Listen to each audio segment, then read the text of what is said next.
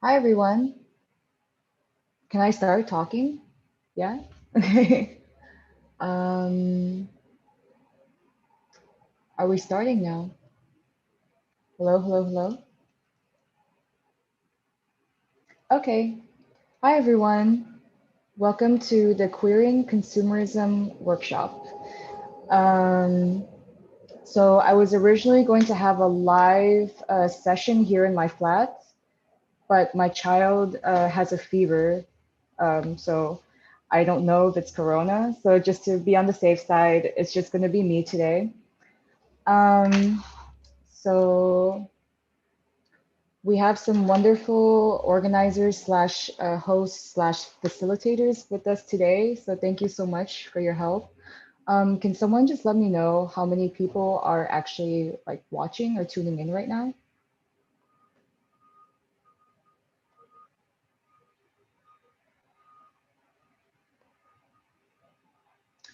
Or can someone send me the YouTube link because maybe I can share it or post it?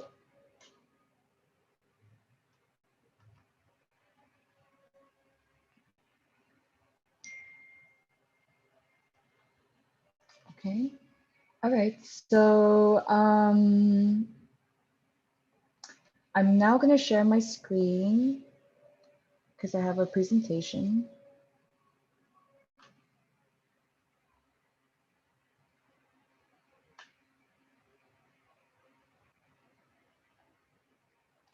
Okay, so let's get started.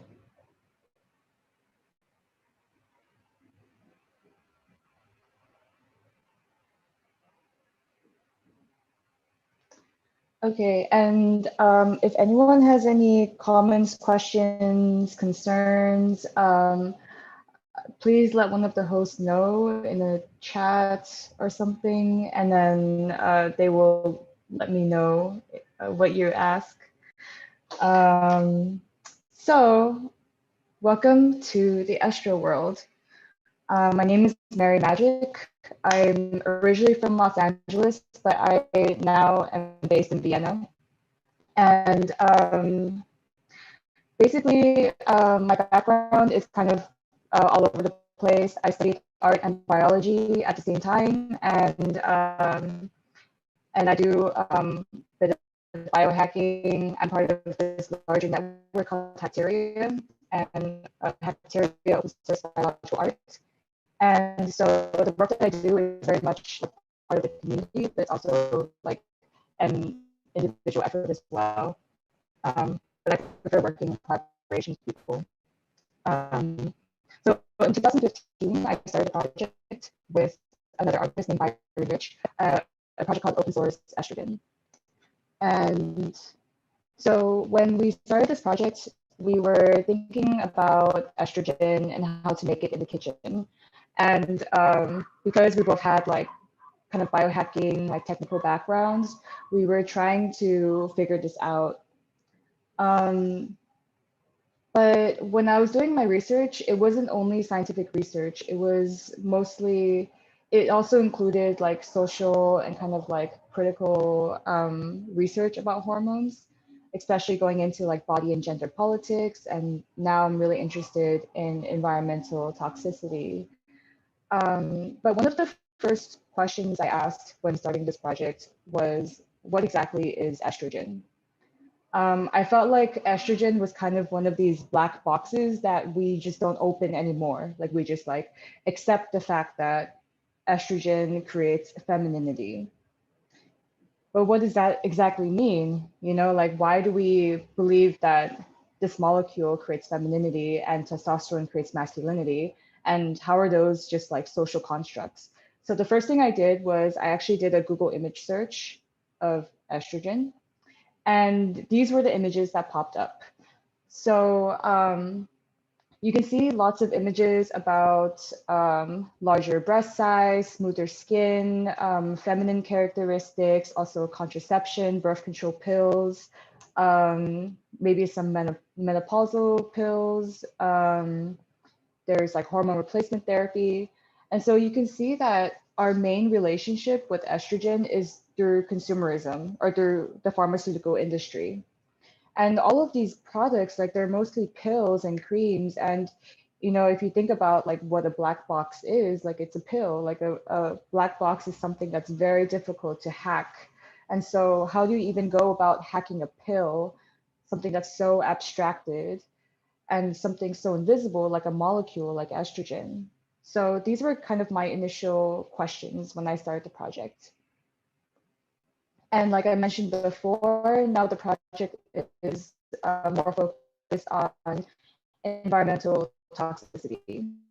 So I started to think about how there's so much estrogen or estrogen mimicking molecules already in the environment. And this is primarily due to three main industries, which are petrochemical, agricultural, and pharmaceutical industries. So these three industries are really the main ones that are responsible for all of the toxic pollution in the environment on this planet. You always hear stories about frogfish and bird populations declining because of this molecule that's affecting this habitat. I mean, it's not like it's not the only thing that is causing this planetary ruin that we see today. Like there's also, like extraction and also like nuclear energy and all these kinds of things that are in climate change, all these things that are polluting our climate. But the interesting thing I find about endocrine disruption, which is what we're going to call this environmental toxicity. So what I find interesting about this endocrine disruption is that it's all connected to molecules, something that's invisible and something that we can't see the naked eye. And so it kind of connects all of us, like not just humans, but also the non-human, in this kind of collective mutagenesis. Like we all have this endocrine system. We all have our bodies regulated by hormones. And okay, so my audio is coming out. So I'm actually sitting really close to my router, but I can move closer. My router is like literally right behind me. So maybe we should shine the camera on the router. No, I'm kidding. Okay, so I hope that helps. I don't know. I can also turn off my camera. So let's try that. Okay, so I hope that helps. Yeah, so then we're all kind of mutating. We all have an endocrine system. We all have the system that is dependent on these molecules for basic functioning of our body, for our cells to communicate with each other. And so this is kind of a collective colonization that we're all witnessing together. So, okay. Just really briefly, why does this happen? It's mainly because of our estrogen receptors. So scientists say that this receptor is highly promiscuous, which is kind of a funny word to describe a molecule, but actually what they mean is like the opposite of selective.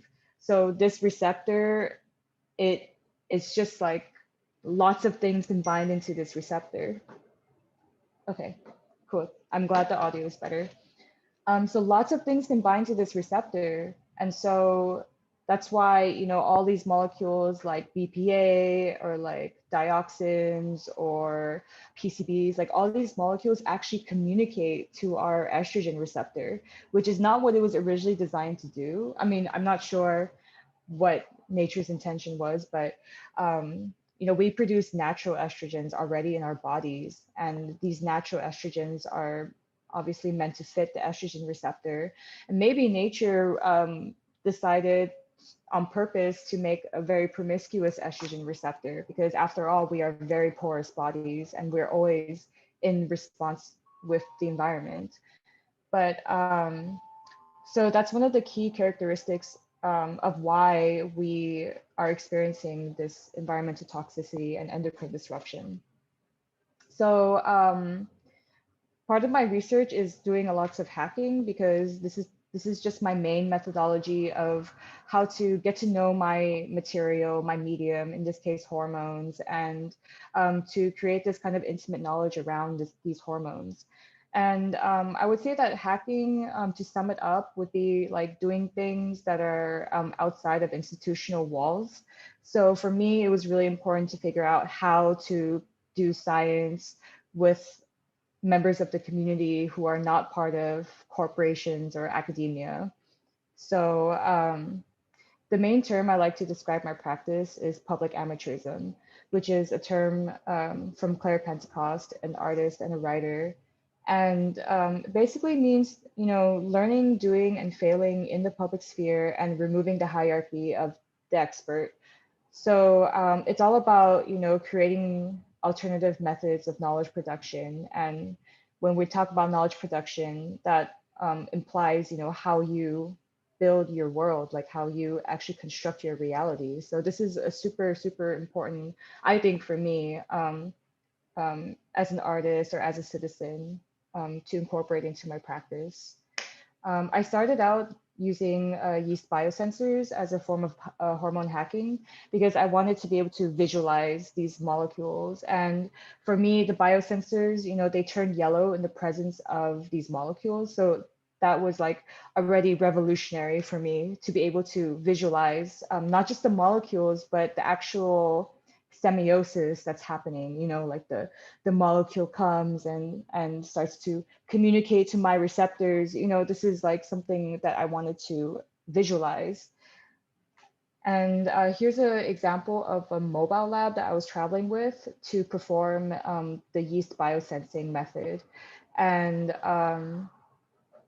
yeah, it's like a lab, it's like a mobile lab, a lab in a suitcase. And luckily, I never got in trouble with airport security. I think they're more interested in bombs. The next one that I kind of researched collaboratively in a residency called Interactivos in Media Lab in Madrid. I was working with polypin, Gaia on this solid phase extraction method, and it's for concentrating hormones that you find from a river sample. And then we also did some urine hacking, so like how to extract hormones from the urine. And it's a super easy step. It's only 4 steps, and what you get are actually a collection of hormones and steroidal molecules.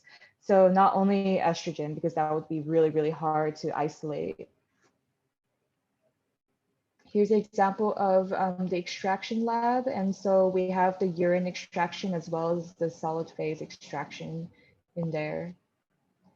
And here are the hormones from the urine. So you can see that it's kind of like this brown sticky substance. It has a really interesting smell, and it's different for everyone. So some people will say like, oh my God, that smells disgusting. And then other people say like, I like this. It smells like sweet, like caramel. And then like other people will say like, I don't smell anything at all. And that's because everyone has a different nose. So we all have different nose receptors. And that's something really unique about humans, or I guess any organism that has a nose. Yeah, we're all different and we all smell differently. And it's kind of similar to when dogs are smelling each other's asses because they're actually picking up the hormones. And dogs, you know, sometimes they want to fight each other, sometimes they want to have sex or hump each other, and then sometimes they just don't care at all about each other. And so I think these hormones are activating something very evolutionary and like ancient inside us. Um, yeah, I like giving these kind of workshops, these urine hormone extraction workshops. So if anyone wants to invite me, please let me know. And here's an image of the mess that we create when we are hacking hormones. And yeah, no, I like this mess. You know, I think the Hacteria network was a big influence on me, but it's kind of going against the sterile, white, clean environment of a traditional laboratory. Um, I also create installations like this for an exhibition. So I'm kind of going against another white space, a clean white cube gallery space. So So speaking on Hecteria, this is the network that I'm currently part of. And I would say since 2014, I've been part of this network. And it's a really mixed bunch. I mean, we're spread all around the world and we all have like different backgrounds and different experiences, but we come together during, some kind of like satellite events and we do like hacking sessions together. And yeah, and we also just hang out, we live together, we try to tolerate each other. And yeah, it's really cool. So they have a huge wiki of all of these different tutorials and how-tos for doing like very cheap biohacking. So I really recommend checking out this network. And I also collaborate very frequently with Paula Pin, um, who is part of the trans hack feminist group out of Calafos, Spain, just outside of Barcelona. And yeah, Paulo does really cool stuff like 3D printing speculums and adding a webcam microscope to it so you can analyze your own cervical cells. And she also does a bunch of hardware projects for biohacking. So I really like this DIY gynecology practice because I think it's really about body autonomy and trying to circumvent these institutions that are trying to gatekeep our bodies. And I'm also really influenced by Sub Rosa, which is a cyber feminist collective, very active in the 90s and early 2000s.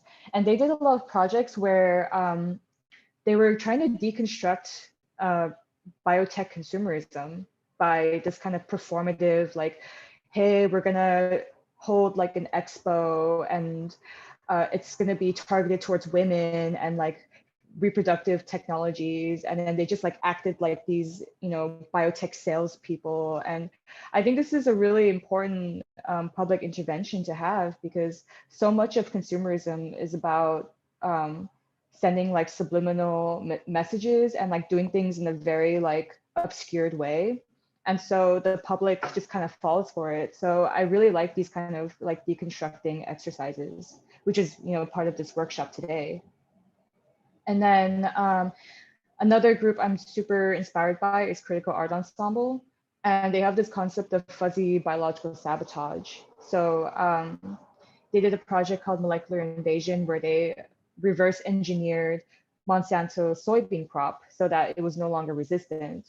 So that was kind of the first time I figured out that organisms, could be hacked and they're not like black boxes. They could be hacked and they could be reversed and they can be used for social resistance. And now I'm going to go into a project of mine called Extrogen Farms. So this is one of the first projects I did in the realm of speculative fiction. And basically, I just created this product that is targeted towards women because I was obsessed with, how women are like chickens, like factory farm animals. And I was coming up with this product. Basically, you eat these eggs that contain a cocktail of gonadotropins to help you ovulate as frequently as chickens do.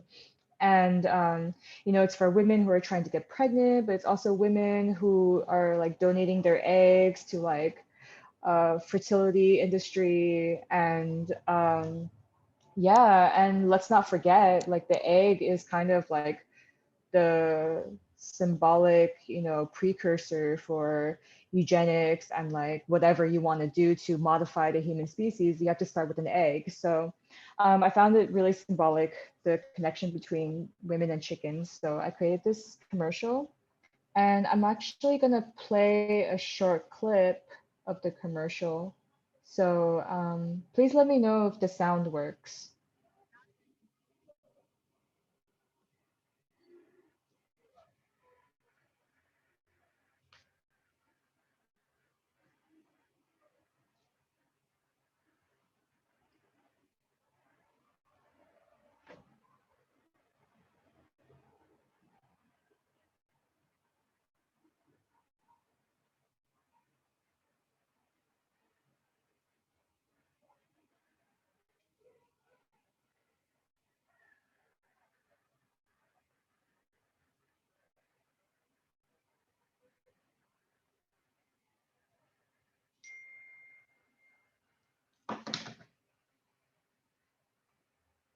Okay, I think I know why it's not working. I'm going to unshare my screen and then I'm going to share it again.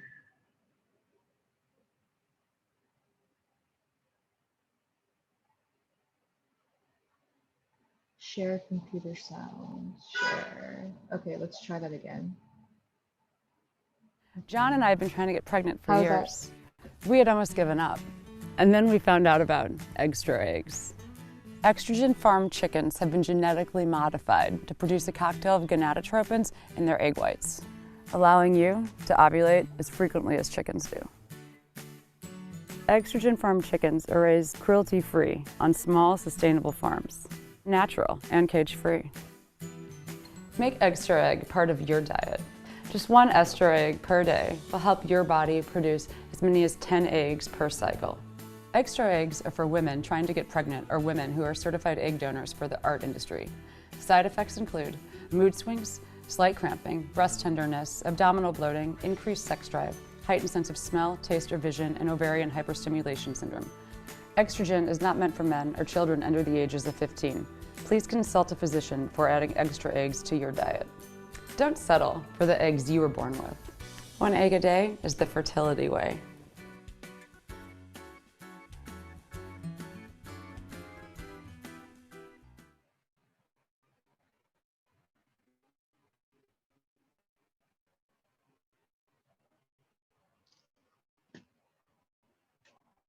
Okay.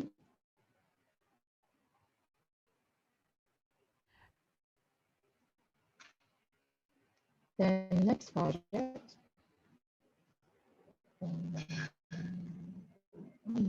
Okay, so the next kind of speculative fiction project I did was a short film, a 10-minute long film called Housewives Making Drugs.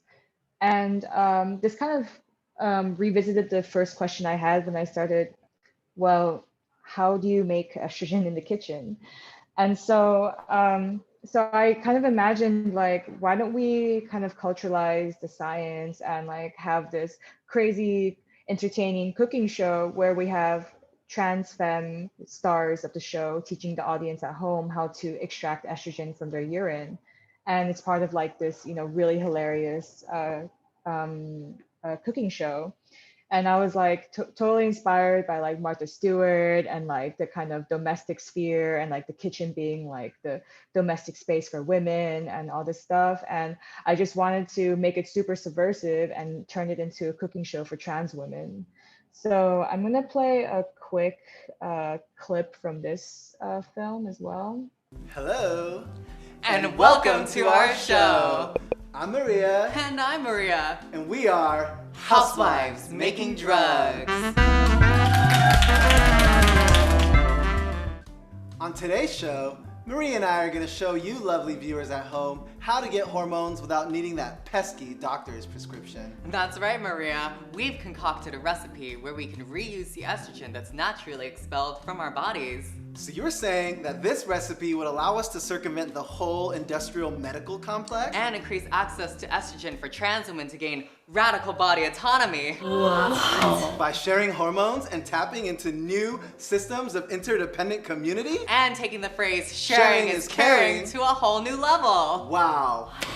What do we need to make all of this happen? This, ladies and gentlemen, non-binary, agender, and gender non-conforming folks, is the Estrofeminizer. The only tool a real estrogen hacker needs to do her deed. The best part is all these ingredients are cheap and easy to find. Just how I like my men. It's made up of silica gel and cigarette filters layered inside a modified glass bottle. As you can see, I found these items after a heavy night of drinking and smoking. Never mind that overpriced laboratory equipment. This is a DIY contraption for all you biohackers out there. Wow! Whoa, hold up. Biohacking? That sounds scary. Well, no, just think of it as something as simple as making beer or wine or even cheese. Okay, Maria, so you're saying that we have always been biohackers? Exactly, Maria. So to get started, we're gonna need just one more very special ingredient. And we will tell you right after a quick but essential break.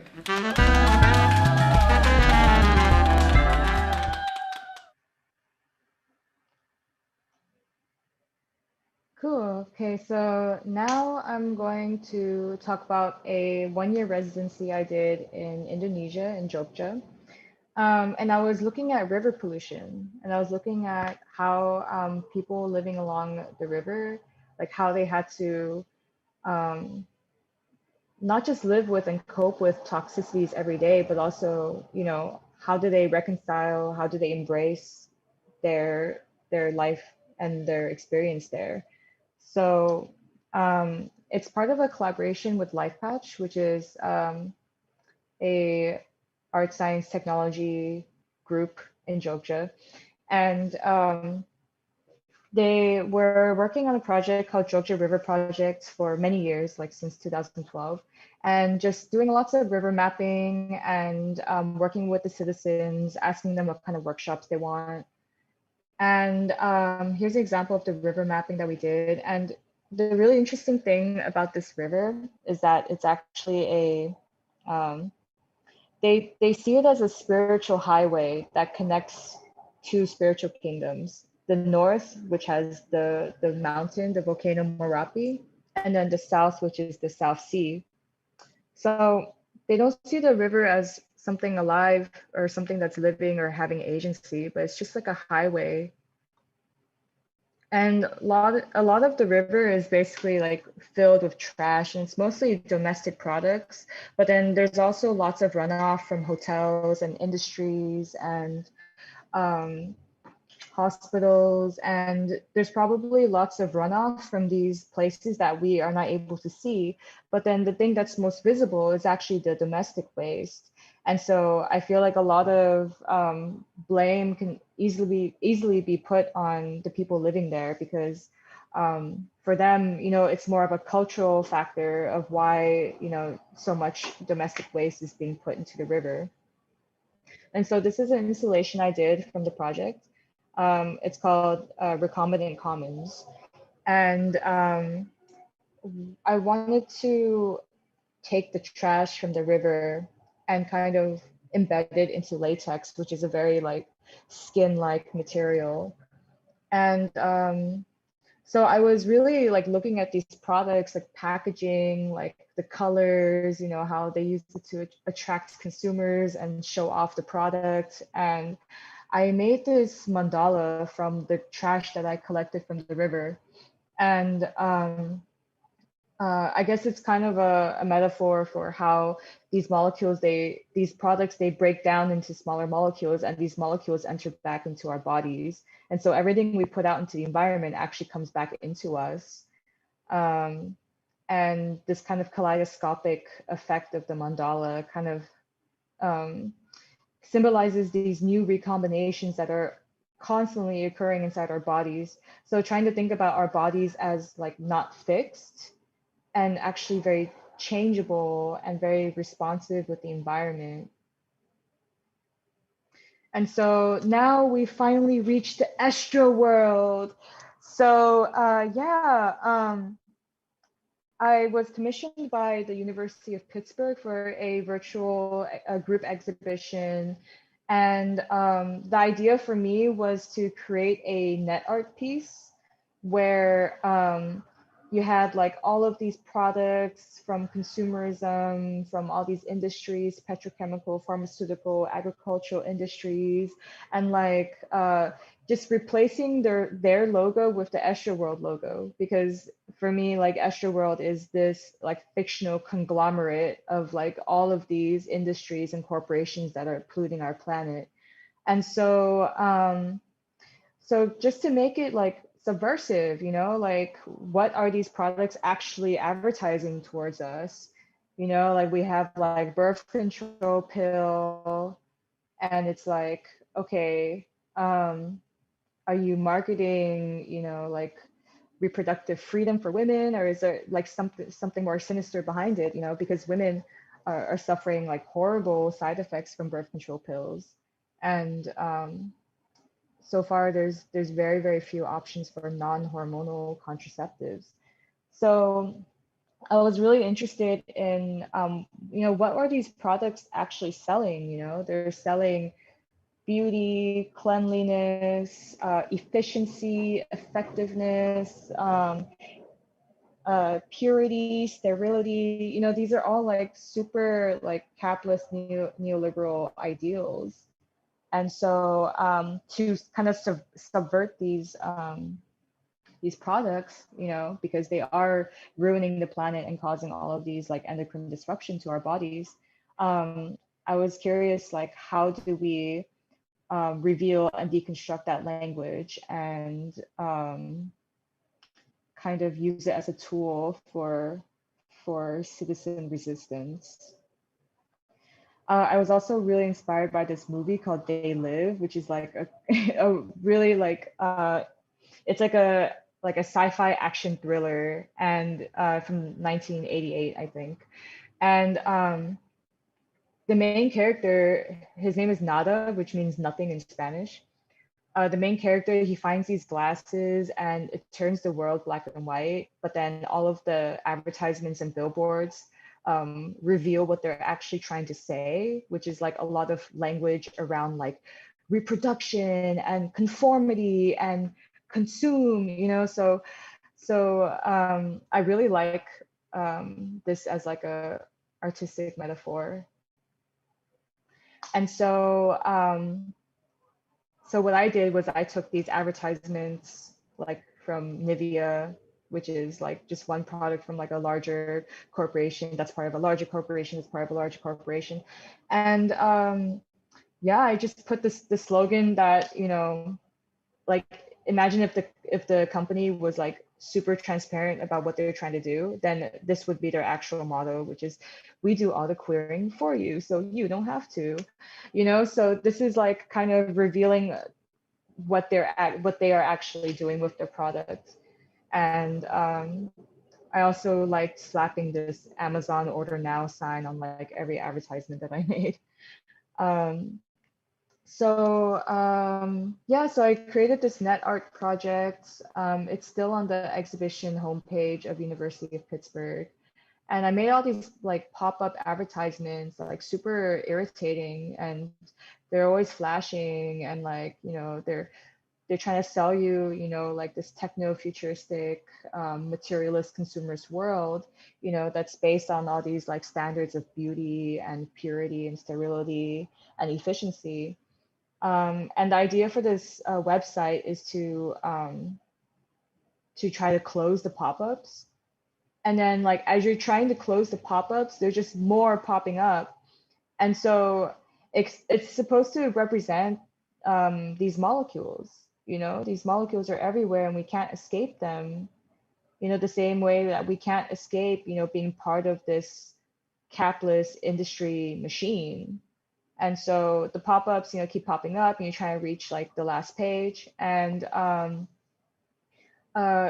scrolling text that's happening in the background. So that's actually the phrase, purity is not an option.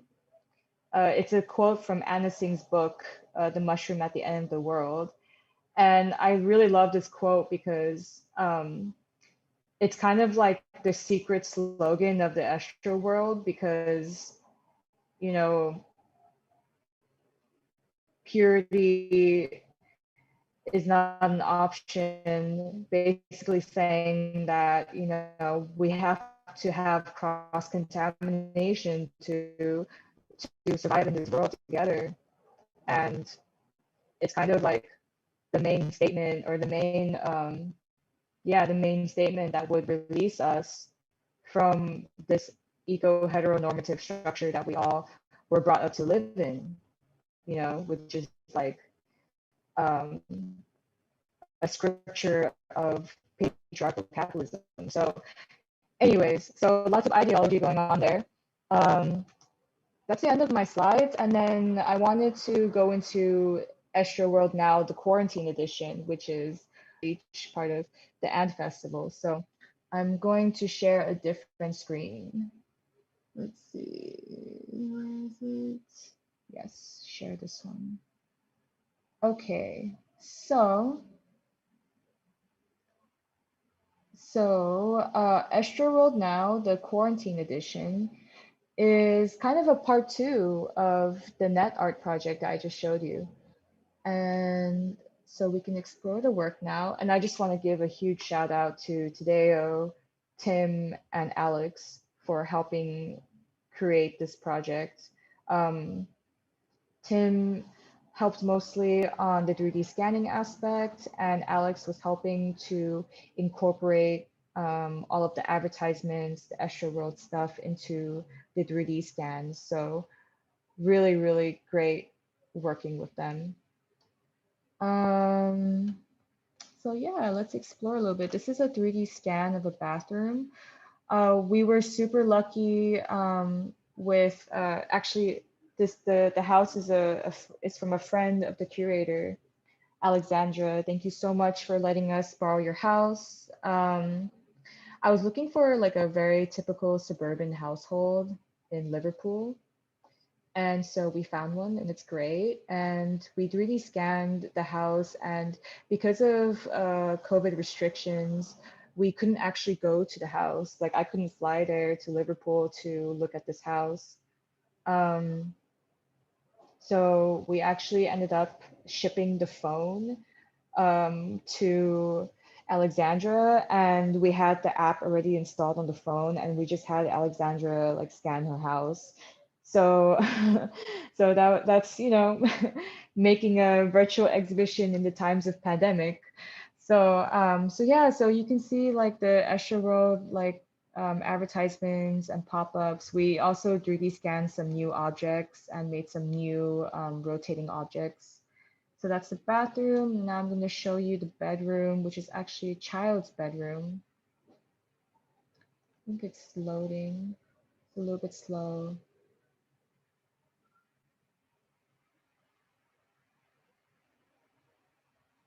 Probably because the file size is large. Okay, so now we're in the bedroom. Yeah, so more pop-ups going around, spinning objects. Can try to zoom in on one of them. Yeah, I don't know. I guess like I spent so much time in my flat this winter during lockdown. Like here in Vienna, we were like super bored. And so I never spent so much time in my room and I got really into like, just being trapped in my room and just like trapped in my own head and like thinking about Estra World and how Estra World is like infiltrating my house and infiltrating all my products. And I wanted to represent that feeling, all of this subliminal shit from the stuff that we buy. It's all around us and it's inescapable. Let's go to kitchen. Yeah. Um, yeah, I just started to look around at all the stuff inside my house and I started to realize like how much of the Estra world is in my house and in my child's toys and my electronics and my clothing and my food, and it's like this is my reality. Yeah, kitchen. So the kitchen's really fun. More advertisements, pop-ups. You can zoom in on this pop-up here. Order now. Here's another one. Yeah, so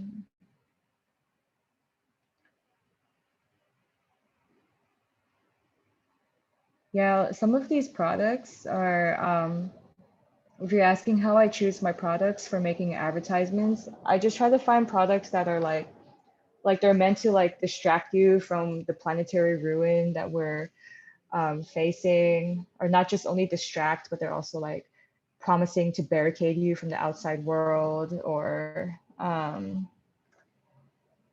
yeah, just trying to sell that vision, that extra world, like we're all like clean and sterile and beautiful and pure. Now let's go to the living room. So yeah, this is kind of what I'm hoping for this workshop. Like when we get into like the digital collaging and the physical collaging, that we kind of just like deconstruct the language, the idealisms of these corporations, of these products, and kind of like make our own, yeah, futures now, Astro World. Yeah, so lots of pop-ups.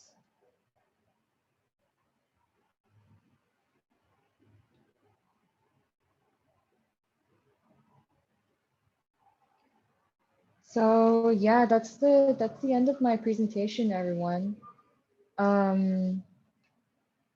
there any questions or any comments? I would love to get some feedback from people.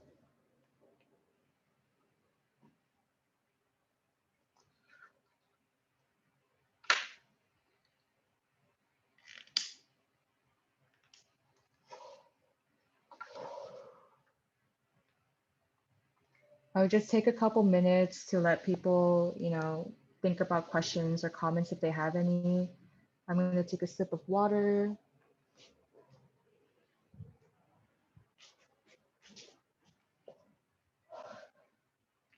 We're also a really small group, so please, like, feel free to interact with me.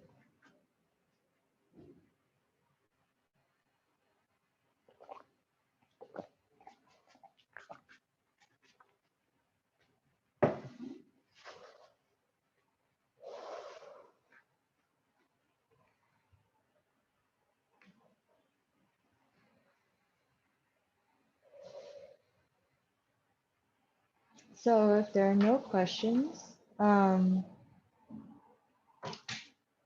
I ask one of the hosts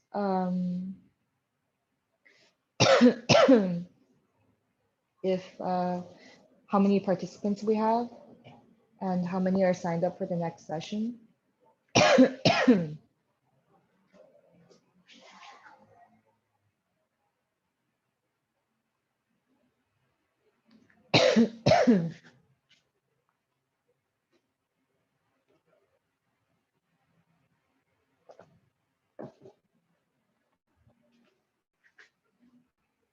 Okay, so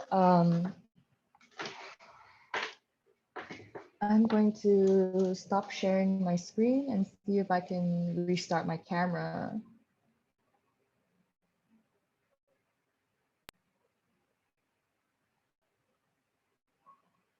Okay, hi everyone. So now we kind of have like a breakout session, which is this is where everyone on YouTube has to join me on Zoom. Please correct me if I'm wrong. I really don't know that much about the technical details of how how this virtual workshop is happening. But now we're gonna have a breakout session where I'm gonna stay online and I'm going to like make my own little advertisements and Extra World advertisements. And you don't have to say Extra World, like you can create your own consumerist conglomerate, corporate conglomerate. It's totally up to you. I think we're kind of like staying along that speculative fiction kind of theme of like world building and constructing your reality and kind of like, if you were writing your own sci-fi novel, like how would you construct your world? And a lot of it is through, the marketing and, marketing strategies of corporations and their products. So yeah, let's play around and I'm going to stay online. I'm going to also share my screen because I'm going to do mostly like digital collaging. I might, because I have a scanner, I might find some random products that I have in my flat and scan those labels and like kind of fuck with them on my computer. And yeah, so that's what we're gonna do. And I believe we have a second session at 1:15, 1:15 UK time. So that's 2:15 if you're living in Central European time, which is where I am.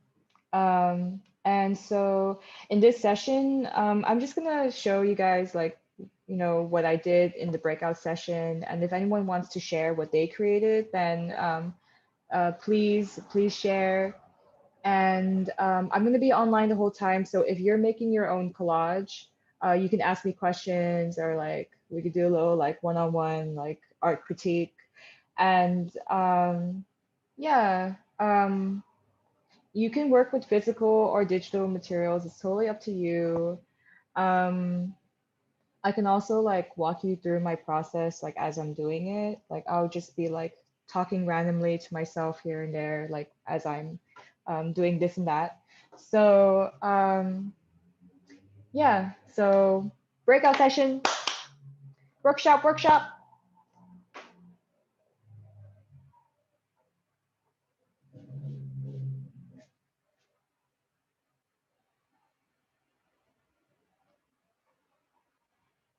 Oh, okay. I just found out that there is a question. Um, I'd love to hear more about the purity was not an. Yeah, so the quote is actually purity is not an option. And I think it's for me, I'm interpreting it as, we all have to cross-contaminate with each other and with the environment in order to survive. Um, Purity is one of the idealisms that is sold to us by the astral world. And so saying that this is not an option for survival is, I think, really what the Astral World Project is about. Um, it's a lot about what I do, actually. It's a very xenofeminist way of thinking. Just saying that, these ideologies about purity, about, natural, like the construction of nature, this is all um, something that has to be challenged. So, um, so I love that quote, and it's kind of like the secret slogan of the Astro world. I hope that answers your question.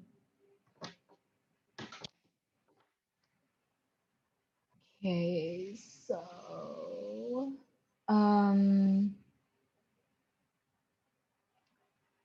I'm just gonna start sharing my screen.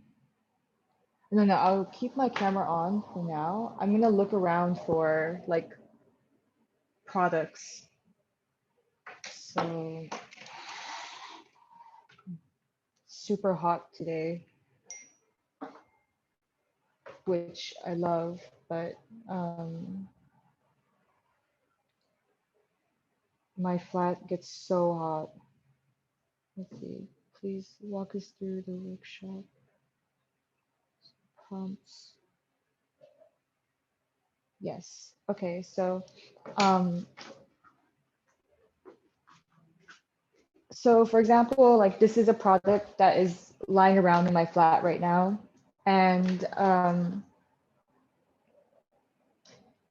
it's like a cleaning product, and a lot of it's about like oh, we're antibacteria, antivirus, and we smell like lime, like fresh lime, so clean, like it's um yeah, I don't know, we and like looking at the imagery, it's like really, it's like there's like water splashing and there's like a sparkle there. It's like so clean, so antiviral, and we're living in corona times, so like the kind of like cleanliness angle is like really big right now.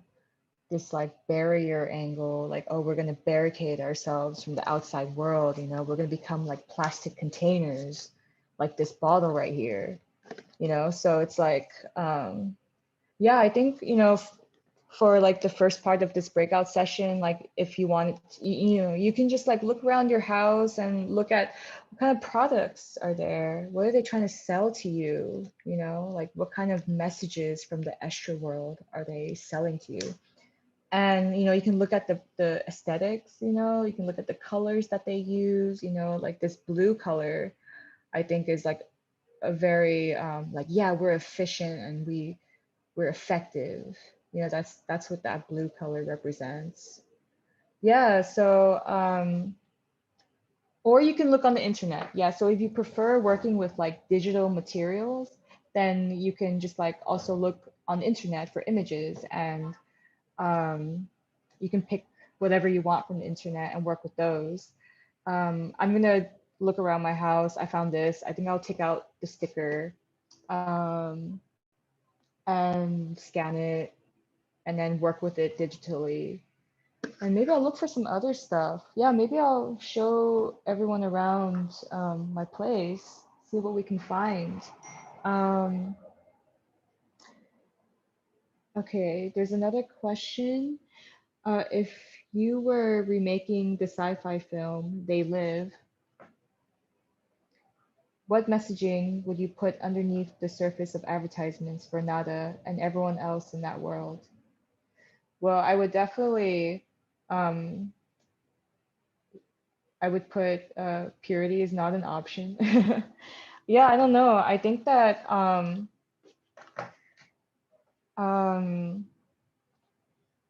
it's interesting to think of yourself as like an excavator.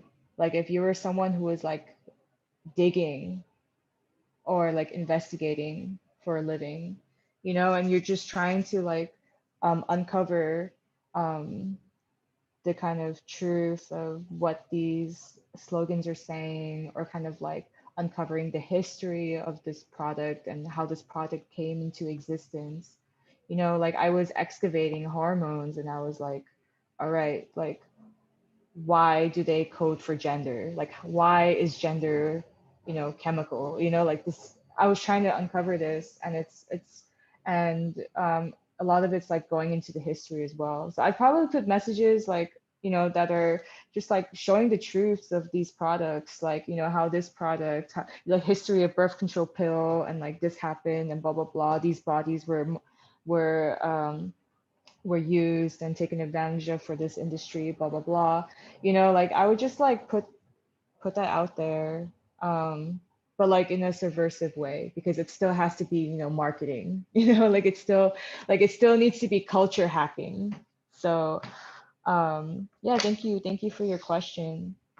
um so if anyone's like unclear about what's happening in the next hour, like please just let me know. It's really it's pretty exploratory in the beginning, and then I'm gonna come back here and I'm gonna start um, messing with stuff digitally, and then I'll just talk you through my whole process. So um, yeah, so let's take the camera, let's walk around my flats. We already found a nice cleaning product. Let's see what else we can find. Um, Ricula, this is a nice product. Yeah, you know what I like about Ricula is like there's always that image of like the Swiss Alps or something, and it always looks so great in there. Like I always like want to just jump in there and just run in the fields and just like breathe the fresh air and like look at the mountains. Yeah, and like what does that have to do with, you know, these cough drops? You know, what does that have to do with like these candies that we suck on? You know, so I really like, you know, like these marketing strategies. Yeah, I guess they're trying to say like these herbs are so natural, but they're also selling like you know, a feeling, you know, like a, they're trying to sell you like, you know, you can be there, you know, if you suck on our cough drops. Yeah, okay, so let's see what else we have. Mhm, mhm, mhm. I think there's a lot more in my bathroom. Here's my kitchen, it's pink. Okay, my lights are off right now because I need to replace my bulb.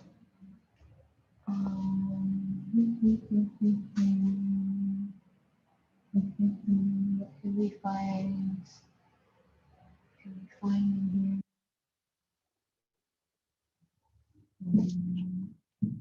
detergents.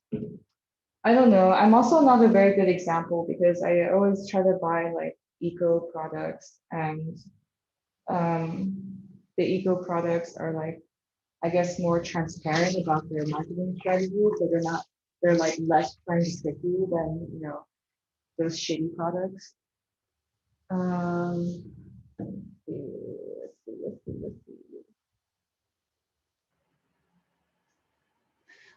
I can also try to find some digital examples. Let's look inside my fridge. Man, I wish I had like some instant noodle packaging or something, because I love like how like Asian products market their products. Okay, so we have like a fake like boba milk tea here. Okay, so let's deconstruct this. Okay, so oh my God, this is hilarious. Okay, I don't read Chinese, unfortunately, but then in their English letters, they write good raw material series, blueberry milk tea. Yeah, so you have like these blueberries, on this like golden spoon, and it's like it looks like, oh, I just want to like take a dip in that yummy milk tea. It's got blueberry, fresh off the tree, off the bush, blueberries, like, oh, I want to go swimming in there. And it's like a white cup. There's like an attractive person on the cup. And it's like, yeah, I can be this attractive and this cool too if I drink this blueberry milk tea. Yeah, but like look at the fucking product. Like look at all the plastic that they're using. Like it's like plastic wrapped in plastic. Like why would you ever need to wrap plastic with more plastic? Yeah, so I would say we found some pretty good products so far. So we have a Ricola, we have this blueberry milk tea, and then we have this cleaning product. So yeah, in terms of like endocrine disrupting molecules, this one probably has some. We can look at the ingredients list if we wanted to do like a xenoestrogen witch hunt or something. Like we can try to take a look. Um, You know what? I think cleaning products don't have to disclose all of their ingredients. I'm not really sure. Also, everything is in German and French, and those are languages that I don't speak. Let's look in here. We already established that the packaging is like xenoestrogenic, like so is this plastic bottle here. Um, yeah, I can't read the ingredients because they're in Chinese, but we can assume there's something xenoestrogenic in the food ingredients, or we can also assume that they're in the raw materials of this drink, because blueberries, I think, are one of the most highly like fertilized crops. Like they're just like filled with pesticides. So, Ricola. Let's see if we can find some ingredients here. Menthol. I think Ricola might be the least estrogenic product because, first of all, the packaging is paper, so at least that's like somewhat biodegradable. And there's no plastic. I don't see any plastic. It's pretty herbal. Um, I think we got a pretty okay product here. But anyways, we can still like fuck with it. So what I'm gonna do now is I'm going to like take off these labels and try to scan them. I'm gonna remake them into the estro world. So put my computer down now. Um,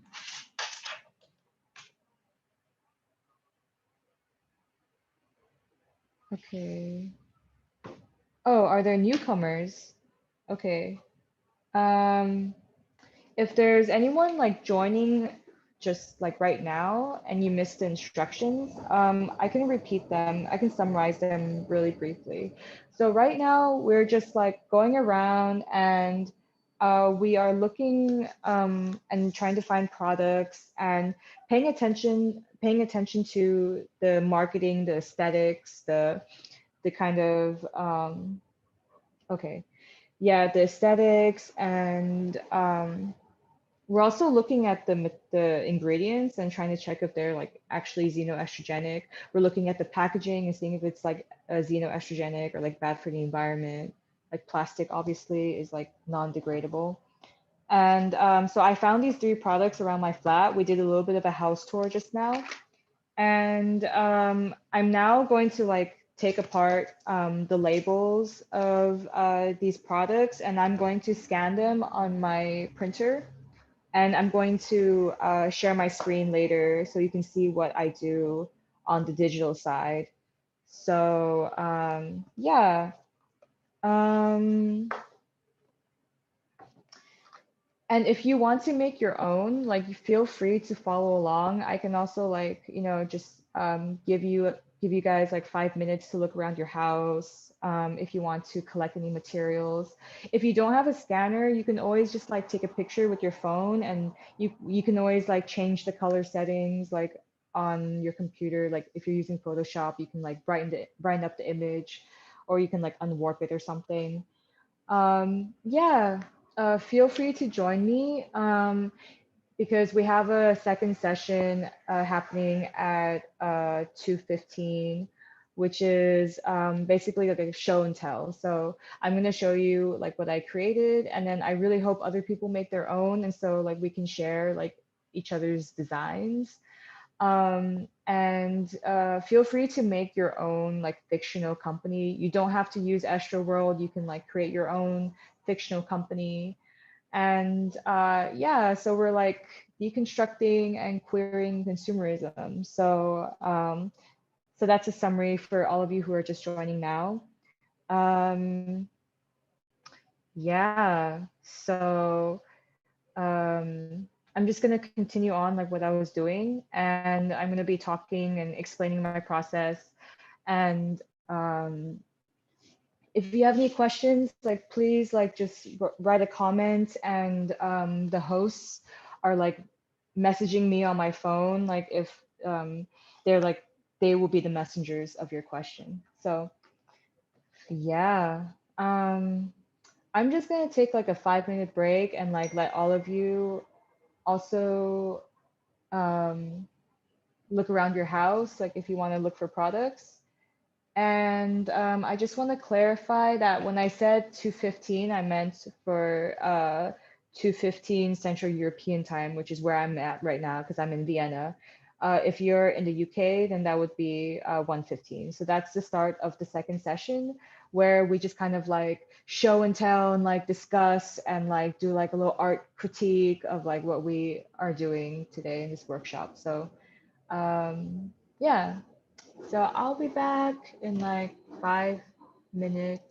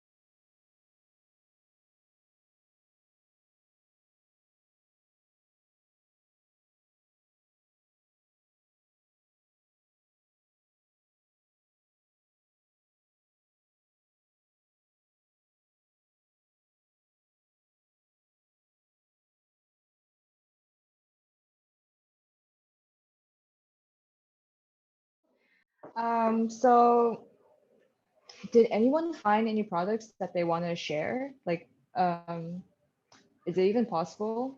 Like, are the participants able to interact with each other? Like, share like their camera somehow, or share what they found? Oh, my phone. Okay, so you guys can share in the YouTube chat. So, um, can someone send me the link to the YouTube chat because I'm curious, like, what's going on there?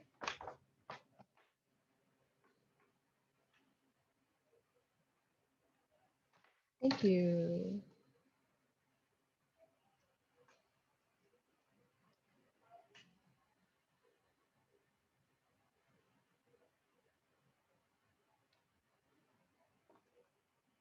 Because maybe that's an easier way for me to access the participants because I can just talk to them directly in the YouTube chats, or they can talk to me directly in the YouTube chat. Um, so much technology. Okay.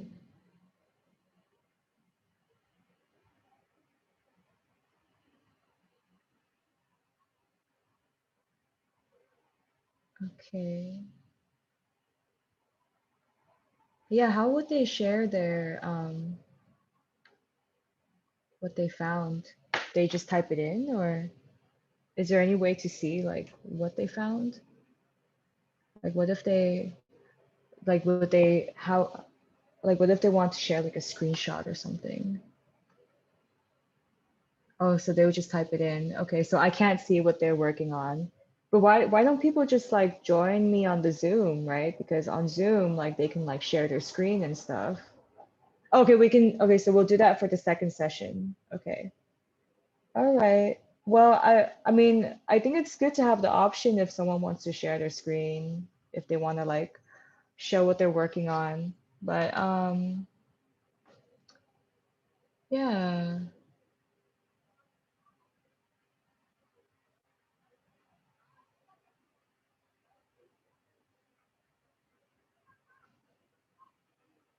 All right, so I'm just gonna continue on now.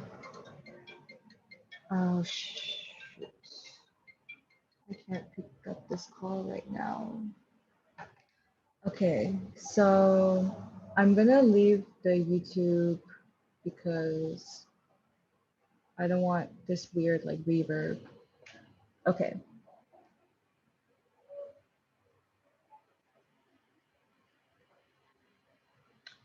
Are people writing in the comments? Let me see.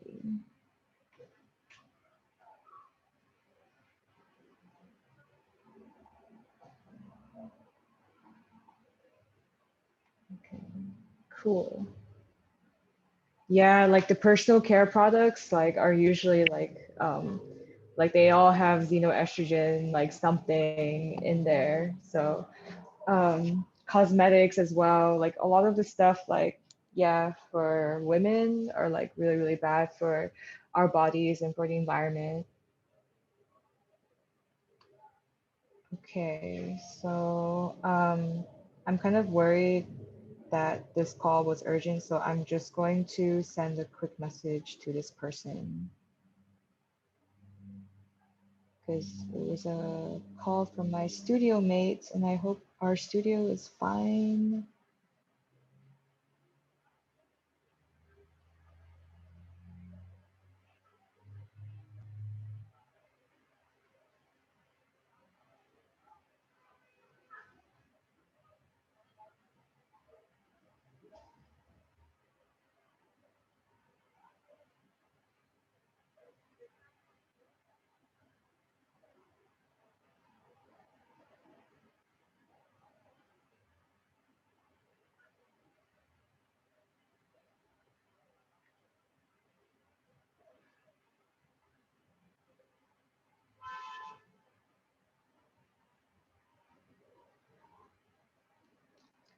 Okay, so my camera is still on. Everyone can see me. So I'm going to now show you what I'm doing with my hands. So my printer is all the way over there, but I should bring it over here.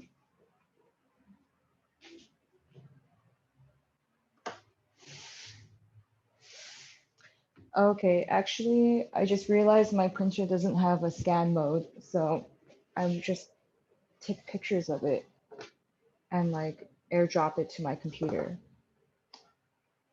So let me take this picture here. This is really similar to what I did in Indonesia when I was collecting plastic. Just get the trash and I would just take these pictures and try to be as parallel as you can, like with the object and your camera. Okay, so I'm just gonna do the front label because that's like the main marketing part. This one's a little bit challenging because it's on a round object, but maybe I can open the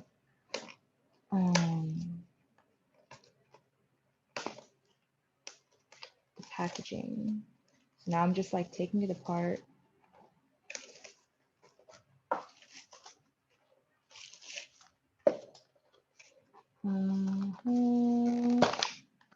Wow, more plastic. Look at all this plastic that just came out. Hear that sound? Okay, so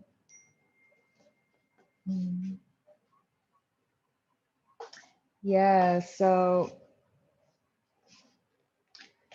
I'm trying to make this into a flat image so that I can take a picture of it.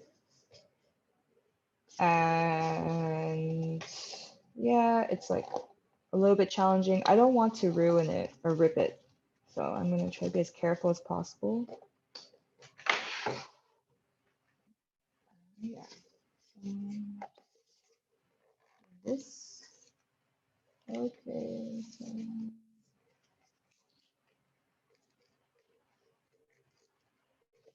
try from the other side because I'm kind of ruining this. Ah, shit. Hold on.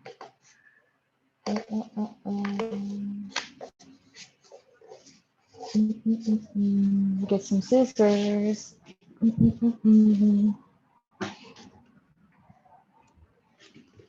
Okay.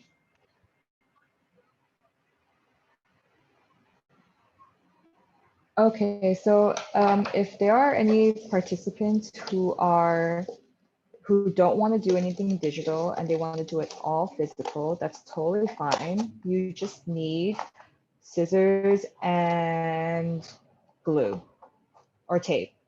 So yeah, that's basically all you have to do. Maybe you also need like a pen and paper. Like if you're like creating your own like logo for a company, then you probably want to like sketch something out and like maybe have some markers for color because your corporation maybe wants to have color in the logo. So yeah.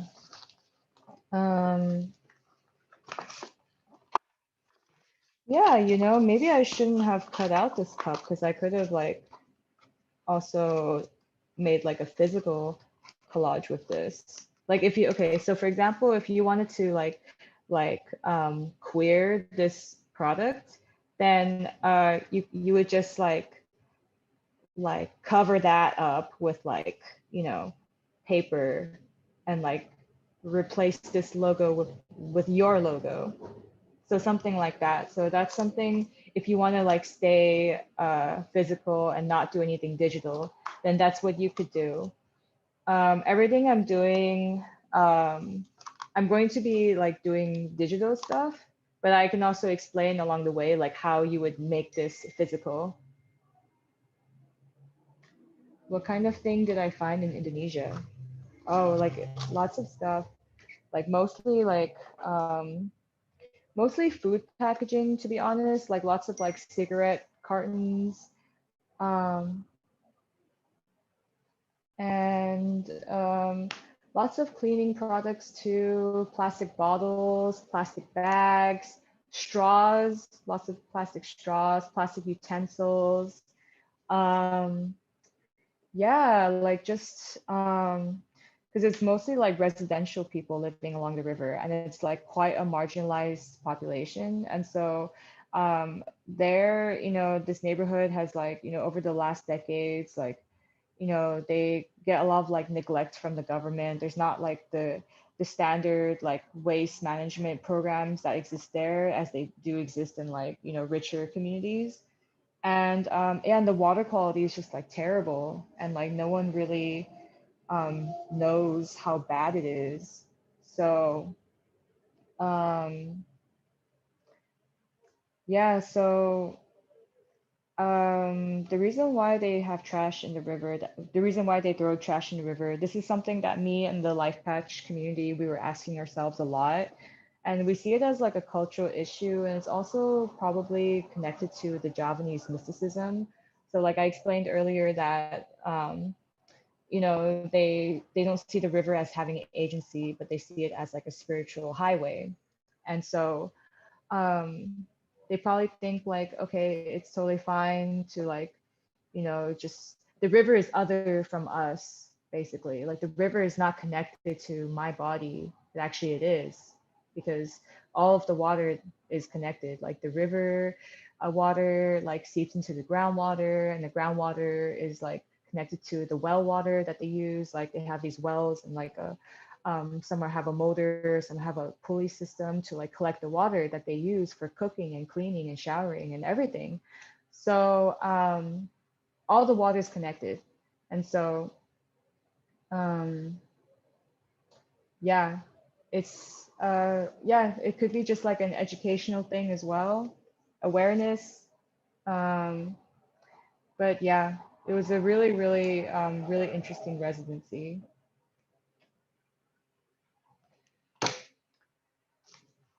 So I'm gonna continue with this, and I'm gonna take a picture of it and try to get it as flat as possible.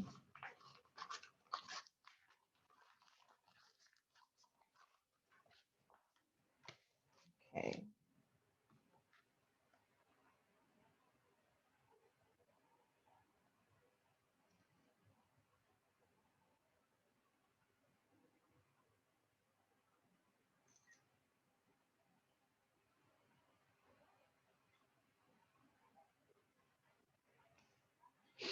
And the last thing I'm going to take a picture of is this little Ricola product.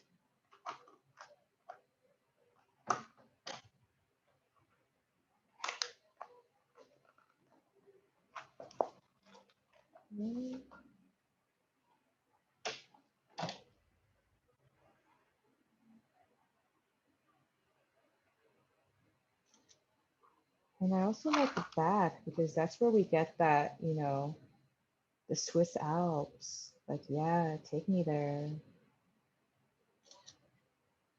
Yeah, I really like that image. So peaceful. Yeah, look at that. Wonderful Swiss Alps. So now I'm going to share my screen because I'm going to import these images, and I'm going to kind of mess with them on my Adobe programs. Okay, as the Smart Price washing liquid, there's a warning on the packaging that says that it is harmful to aquatic life with long-lasting effects. Wow, that's very transparent for a washing liquid product.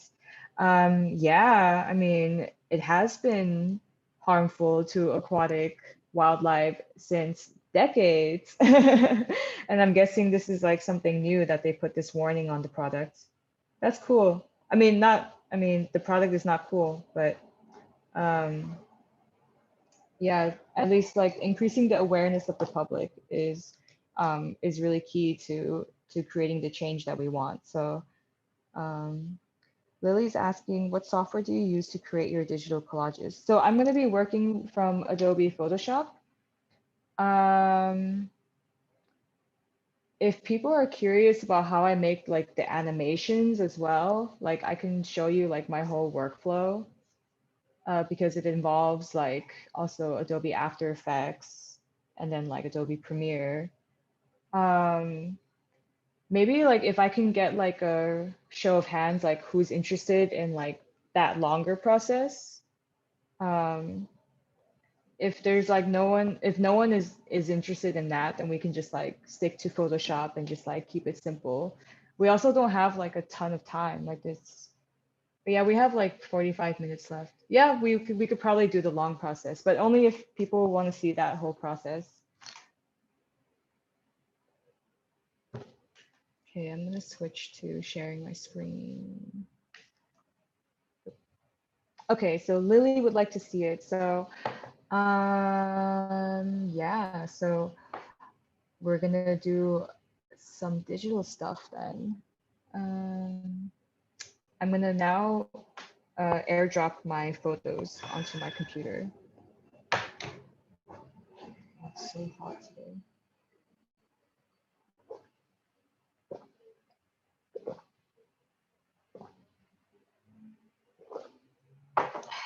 Okay.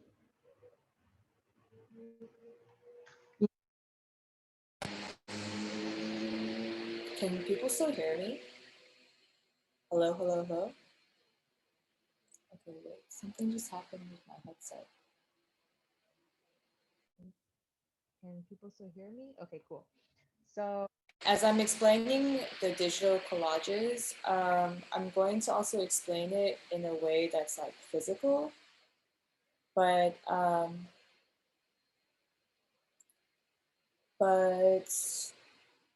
actually I don't need these headphones because I'm not receiving any audio from you guys, so I don't know why I'm wearing these. 1 second.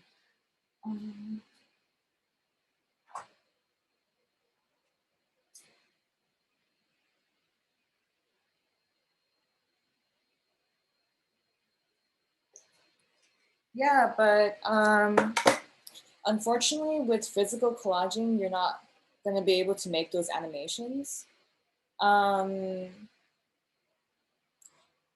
Yeah, but one thing you could do is you can like try to envision, you know, what your product would look like in a fictional commercial. So you could like, you know, do like storyboarding or like write a script of like how that would look like. Because you know, I had one of my my rotating advertisements, the efficient and effective one, like the birth control pill one, and I just made like a really quick commercial of it, like flying out at you from the screen and then like zooming out and you're like in the Swiss Alps. So yeah, so that's what I'm gonna show like for like the digital collaging side. But if you want to stick with physical, then you can also like just kind of draft up like in your head like how the commercial would look like or something. All right, so I still need to airdrop.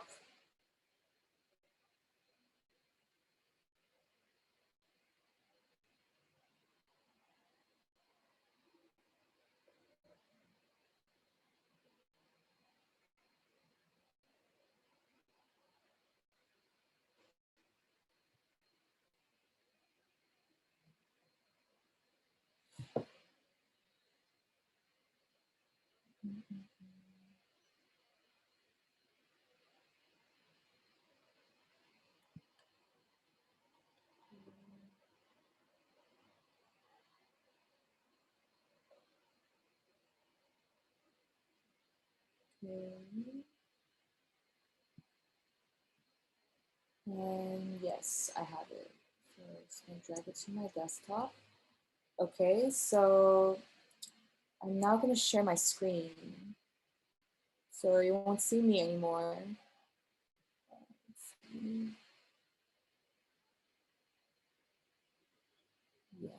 just the desktop.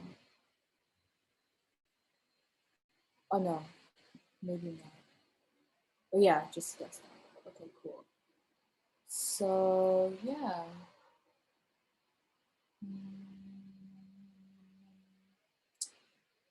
Whoa, that's weird.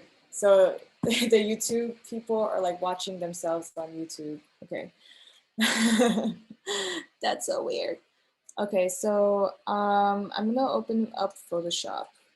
And so let's open that up.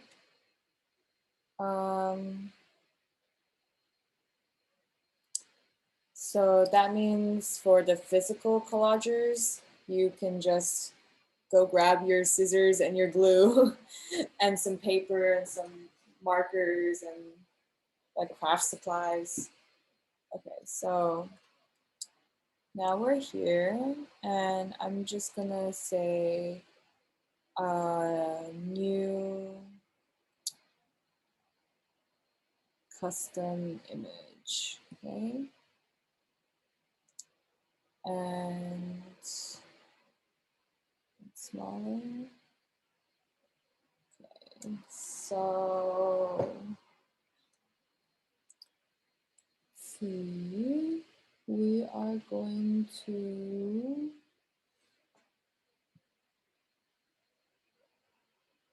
get some of those images here. Let's just drag all of them onto the same. I just made like a random file size, like 1920 by 1920, because I figured that's really big. We don't have to work in such a big size, obviously. Like for this pop-up website, I was working in really small sizes because I was converting everything to GIFs. So, and then if everything was like a super high resolution image, then it would just take way too long for the site to load. And my computer is a little bit slow today. I think it's because of Zoom, because it always slows down my computer. So I'm just gonna stop my video. Okay, I hope that helps. Let's just wait for that.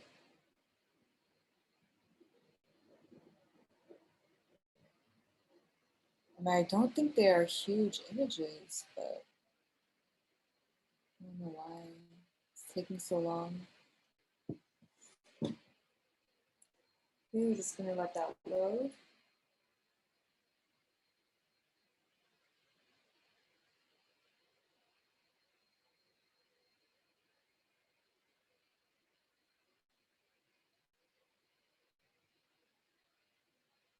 Looks like something's happening.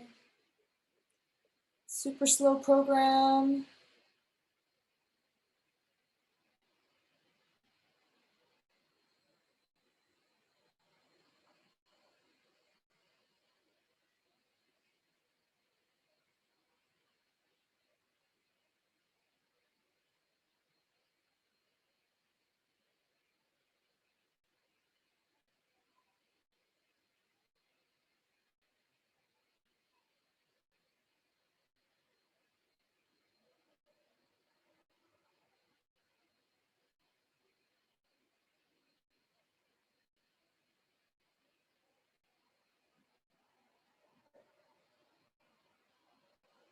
Yeah, does anyone is anyone doing physical collaging? Can I just get a show of hands?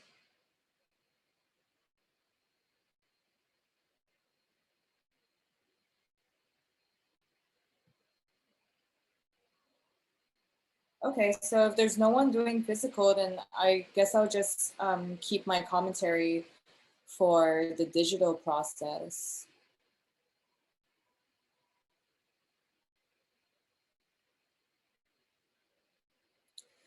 But my program is running super slow. Okay, so we got one image. So that second one.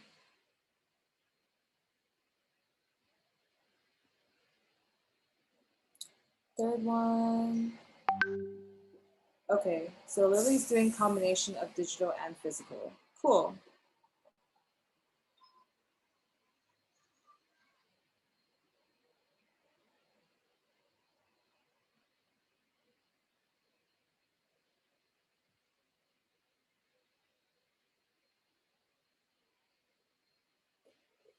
Okay.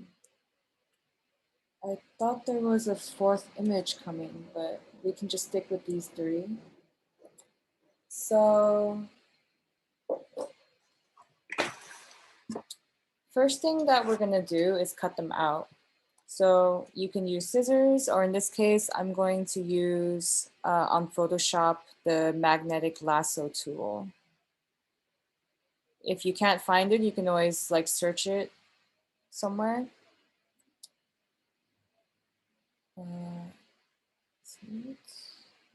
Make sure you click on that layer. Okay. Okay, I'm gonna use the magnetic lasso tool. I'm just gonna go around the edge of the Ricola box. It's a pretty simple shape, so I'm not too worried here. Okay, and we're gonna do the whole,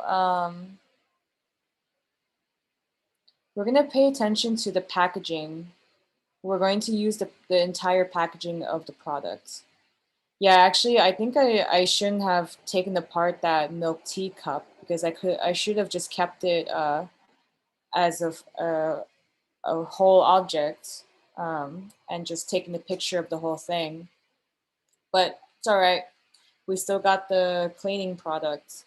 So after you isolated your products, you're going to make a new layer via copy. And then you click on the layer before and you delete it. Yes, delete it. So now all you have is that. So I'm just going to like make it smaller. We don't need it so big. Okay, and then this, I think I'm just going to discard this because it's not so usable. And the last thing, okay, I need to take a picture of the entire bottle. Okay. Or better yet, we can actually just search for an internet photo. So let's search on Google Image. Let's get a product that is kind of iconic. Let's see.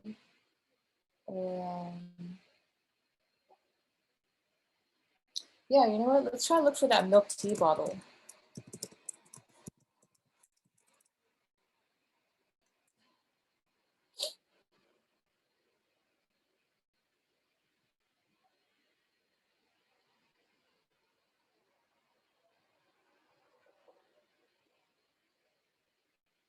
Wow, some of these look really delicious.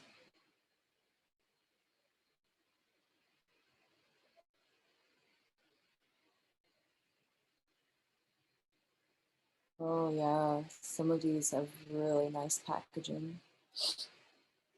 You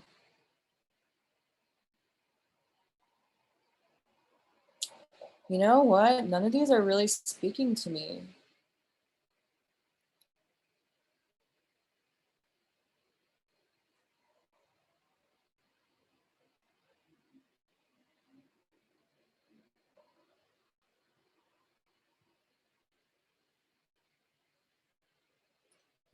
Let's look for like a shampoo product. Let's see, shampoo bottle. Okay.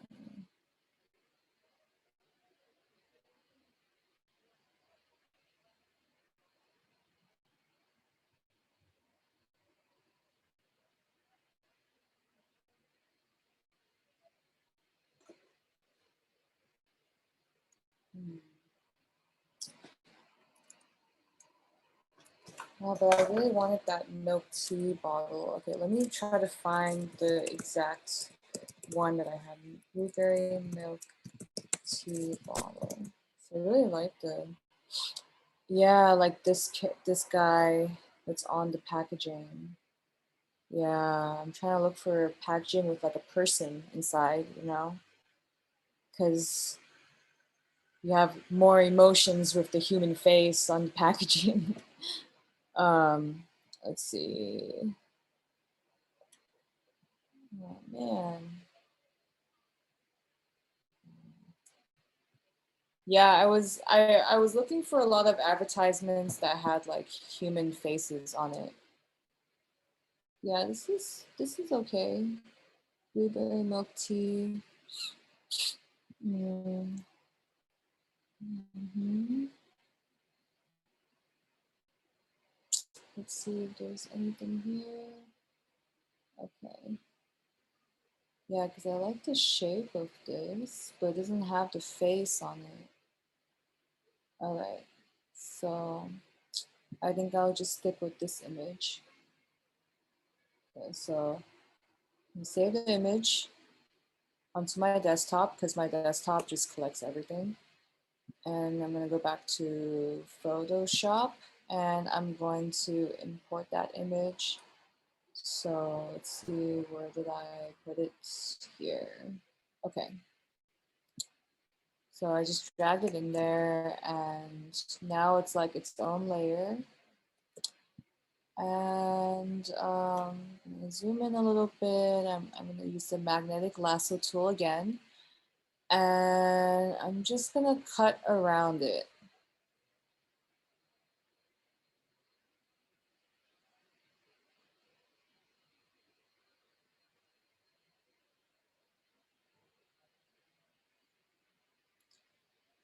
Yeah.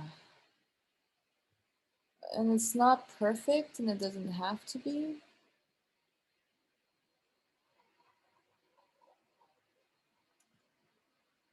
Yeah. And new layer. And then you delete the previous layer. Oh, what? Okay, let me try this again. New layer via cut. Oh, wait, that has to be selected. Okay. So I'm gonna delete this. All right, so now we have this one. So we have these two products. You know what? I want to focus on the milk tea product. So it's just, we don't need to work so big. Let me just crop this image. Yeah, like that. Okay. So if you look in the Astroworld room scans, I have these 3D advertisements and I also have these 2D advertisements. And I guess because we're curious about the entire like animation process, I'm going to focus on the 3D objects because because the 3D objects, they involve animation. So if you wanted to do just like a 2D advertisement, then you would just skip the whole like animation part and you can just like keep it as like a rectangular or square format with your pop-up image. So now, yeah, we're going to mess with it a little bit.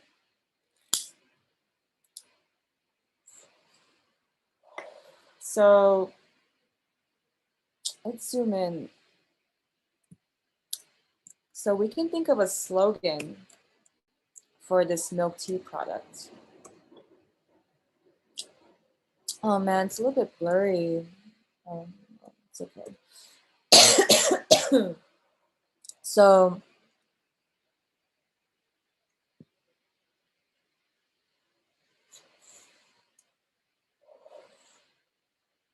the first thing I'm gonna do is put in some kind of Astroworld logo.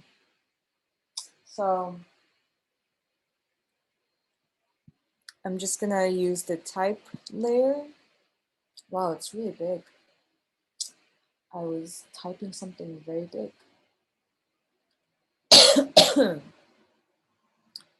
I'm gonna put Astroworld. And yeah, I like this font for this product. I think it looks a bit 90s already, and I like that 90s aesthetic. So I'm gonna stick with this. I also like this color, but I'm going to make it stand out a bit more. I'm gonna open this layer style, and then I'm going to put like a stroke around it. But I want it to stand out, so I'm gonna use a lighter color. Yeah, yeah, lighter.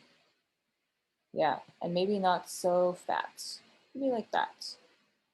And I also want to change the color, so I'm just gonna overlay it. And I mean, that pink was pretty good, but maybe we can do like a different kind. Yeah, purple or something. Something that goes with the packaging, you know? Okay, so that's kind of cute. That's kind of reminding me of SeaWorld. Okay, so I'm just gonna make it smaller so it fits better on the packaging. Yeah. You know what? I want to get some more yellow into the, yeah, because I'm kind of digging yellow. Oh, but you know what would be a good yellow color would be those fucking Amazon icons. So I have a bunch that I already like downloaded because I was making a lot of advertisements. So I'm just gonna look for this one Photoshop file that has every logo that I need and many copies of it. Yeah, okay, so yeah, so this is kind of like my click and buy logo icon library.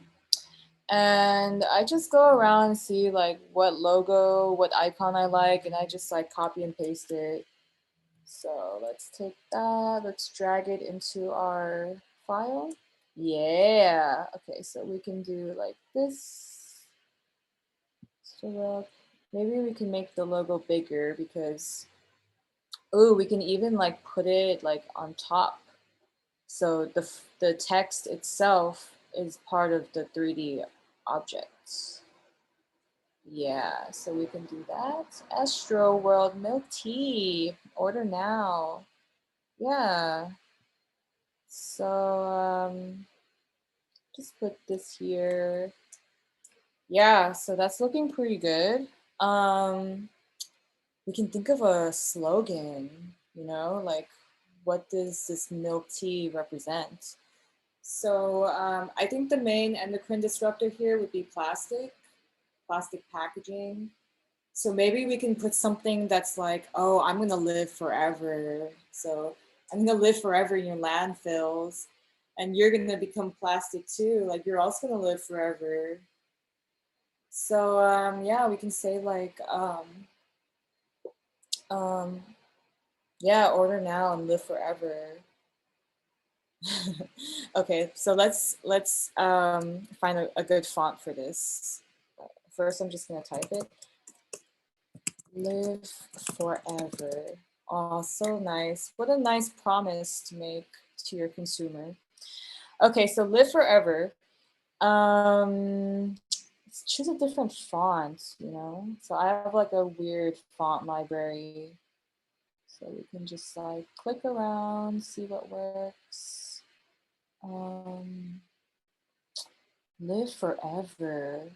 It's kind of like sci-fi, right? It's kind of like live in the future, like stay in the future forever. You just never decay. Um, looks like a video game now. Live forever, Astro World.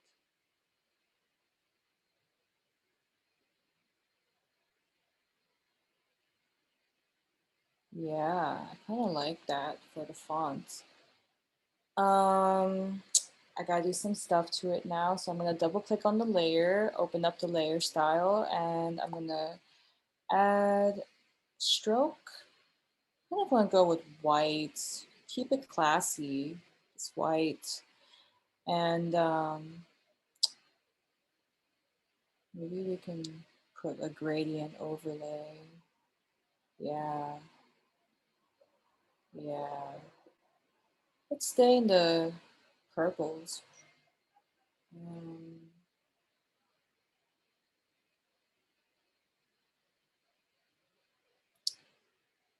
Let's see. I'm just picking around. You know, when I make these pop-up advertisements, I'm not like really planning it in advance. Like I'm just like trying it out and see if I like it or not. Let's see. I want to do a gradient overlay here as well. Okay. Let's look at this. See if purple works. Yeah, that's kind of cute. That's kind of cute.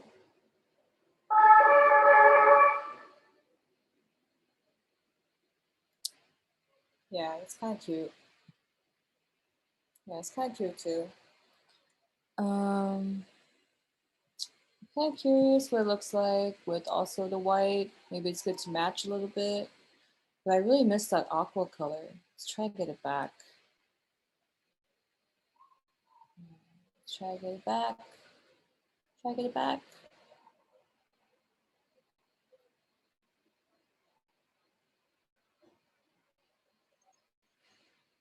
More aqua. More aqua. Oh, I know why, because I'm on light and blend mode. Okay, so yeah, that's better. Okay, that looks so much better. Okay, just like tone it down on the blue a little bit. Okay, all right. So I'm pretty happy with that. And I also want to wrap the image, the milk tea image in white as well. So double clicking on the layer style, adding stroke. And yeah, that looks good to me. I'm just gonna reposition a couple of these things. So I just wanna move that in the middle there.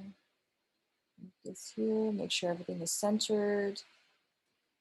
Astral world, live forever. Live forever with your artificial blueberry milk tea. Okay.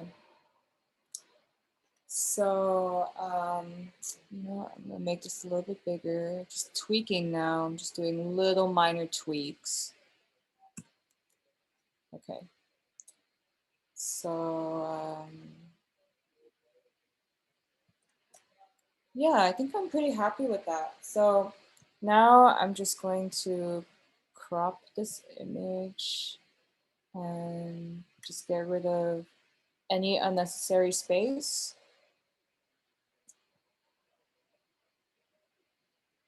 Yeah, like that. Okay. Yeah, that looks pretty good to me.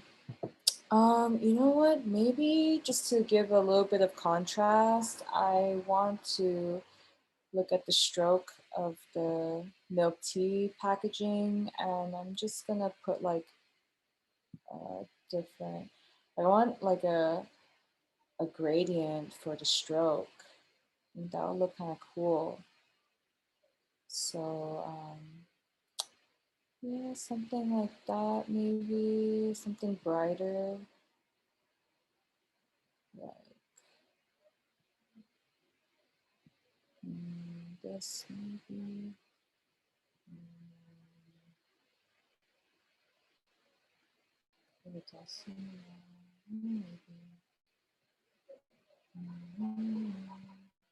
Just trying out stuff right now.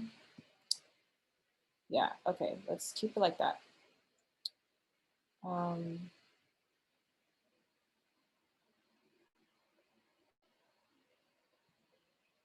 Yeah, okay. I'm gonna save it now. I'm going to export it. Actually, I'm just gonna do save as, and I'm gonna save it on my desktop as a, no, not like that. Okay, no. I'm going to save. come it's not giving me the options? Okay, then I'm just gonna export. Okay, export save for web. And I'm going to save it as a PNG -24. And I need to rename it. I'm gonna say milk tea. And I'm gonna save it on desktop. And now I'm gonna open up After Effects.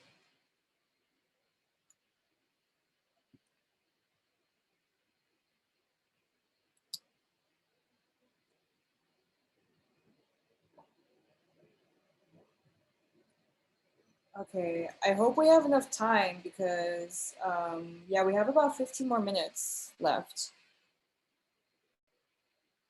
before the start of the next session.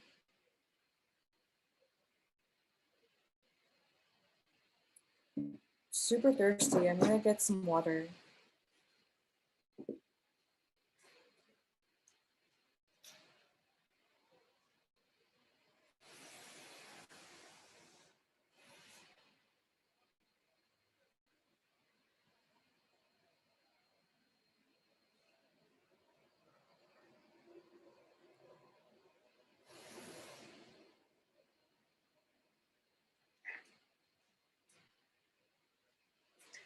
Okay, so it's still loading. I'm gonna close out my Photoshop, so hopefully that helps with my computer speed.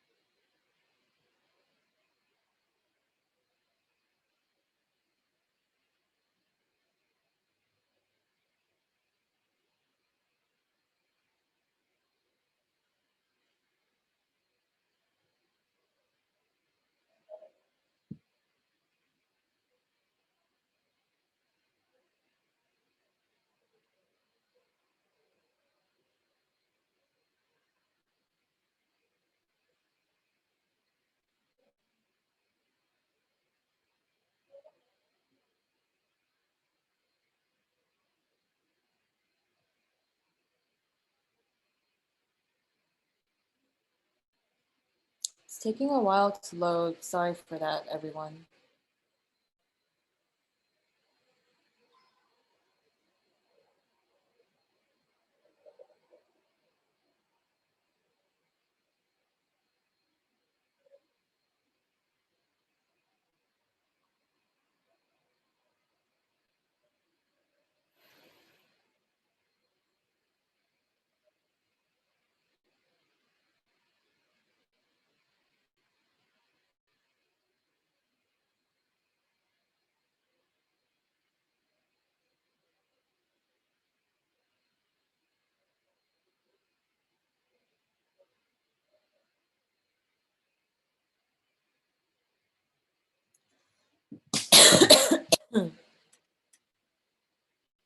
Okay, it says I don't have enough space on my disk cache. All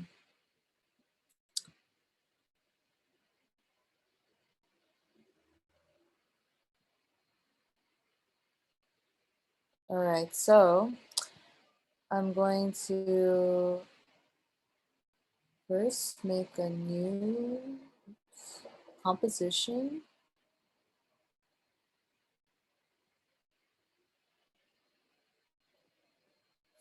Go back to the milk tea.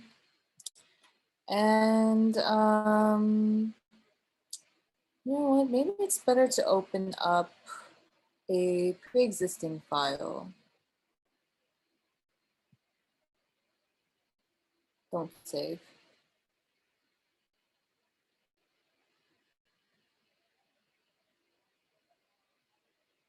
because I got lots of stuff saved on there that we could use. But where, oh, where could the file be?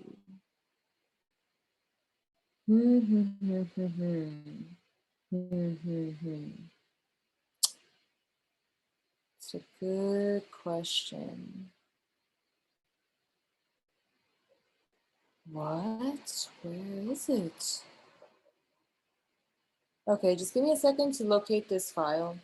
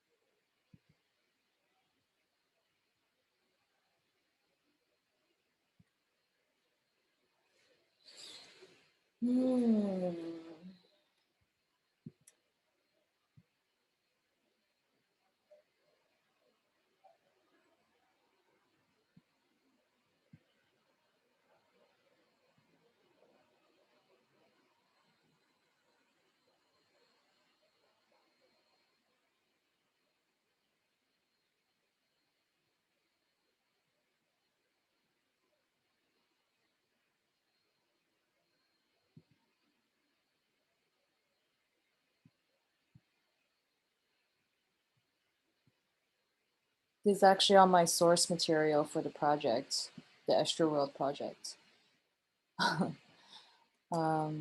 Lots of interesting products there. You know, I am just so confuzzled right now because I have no idea where this file is.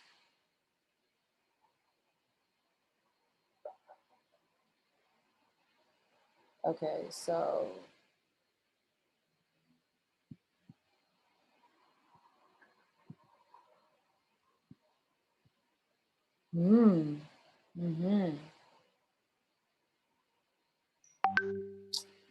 So, okay, so we are gonna start our next session in about 10 minutes, but in about 5 minutes. We're gonna close the stream and we're going to meet back at 1:15 in Zoom. Okay. Anyone who hasn't signed up yet can sign up, can get the Zoom link by emailing info@amfestival.org.uk.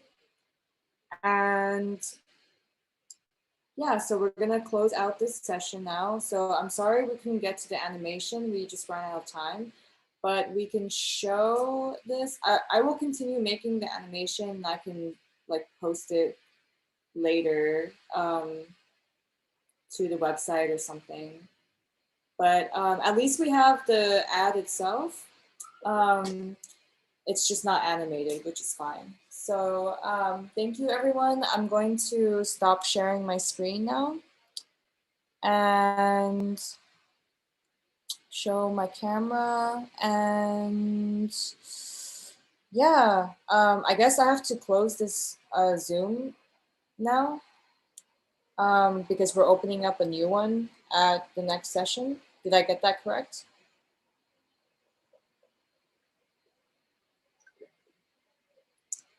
I can stay on the Zoom. Oh, in the same room. Okay, I see. All right, so I'm just going to check back here at 2:15 for me and 1:15 for the UK people.